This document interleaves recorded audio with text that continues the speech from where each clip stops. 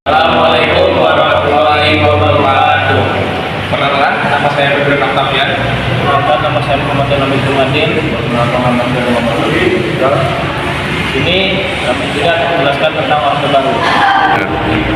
Orde Baru adalah istilah yang merujuk pada pemerintahan Indonesia di bawah kepemimpinan Presiden Soeharto yang dimulai sejak tahun 1966. Setelah jatuhnya pemerintahan Orde Lama di bawah Soeharto, Orde Baru berlangsung hingga tahun 1998. Ketika Soeharto mengundurkan diri akibat krisis ekonomi dan tekanan reformasi, berikut adalah rangkuman tentang Orde Baru. Ciri utama Orde Baru: 1. Stabilitas politik dan keamanan. Orde Baru menekan pentingnya stabilitas politik dan keamanan sebagai dasar pembangunan ekonomi. Pemerintah menggunakan militer dan menjaga ketertiban dan menekan oposisi. 2. Sentralisasi kekuasaan. Pemerintah pusat memegang kendali kuat atas berbagai aspek kehidupan politik, ekonomi, dan sosial. Sistem pemerintah lebih terpusat dengan kontrol ketat terhadap daerah. 3. Pembangunan ekonomi. Yang pertama, fokus pada pembangunan nasional melalui repelita.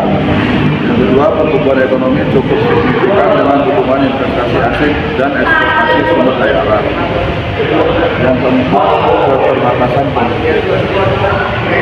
Yang pertama, pembatasan kebebasan pers dan pengawasan ketat terhadap media. Selanjutnya, oposisi politik dilemahkan melalui penggabungan partai dan pengawasan ketat terhadap organisasi masyarakat. Yang terakhir, pemilu dianggap tidak adil karena kontrol pemerintah terhadap proses politik.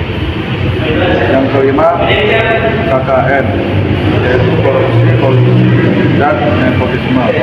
Sistem kekuasaan yang terpusat membuka ruang bagi praktik korupsi dan nepotisme, terutama di kalangan elit politik dan ekonomi yang dekat dengan pemerintah.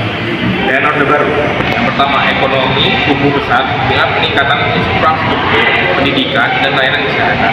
Lalu yang kedua, Indonesia menjadi salah satu negara berkembang dengan pertumbuhan ekonomi yang tinggi di Asia Tenggara.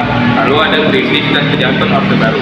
Yang pertama itu krisis moneter Asia 1997, memicu keruntuhan ekonomi Indonesia dengan inflasi tinggi dan meningkat antara kemiskinan. Lalu yang kedua, protes besar-besaran oleh mahasiswa dan masyarakat menuntut reformasi dari kemunduran dari Soeharto. Soeharto mengundurkan diri pada 20 Mei 1998, menandai berakhirnya Orde Baru dan dimulainya era reformasi.